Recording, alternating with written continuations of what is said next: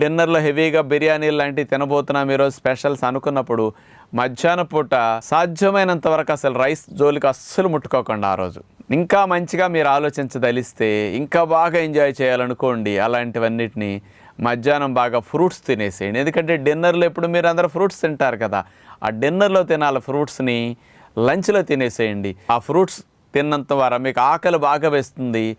మంచి ఎంత డిమాండ్ ఉంటుందంటే శరీరం ఇంకెప్పుడు పెడతాడు అనిపిస్తుంది అనమాట.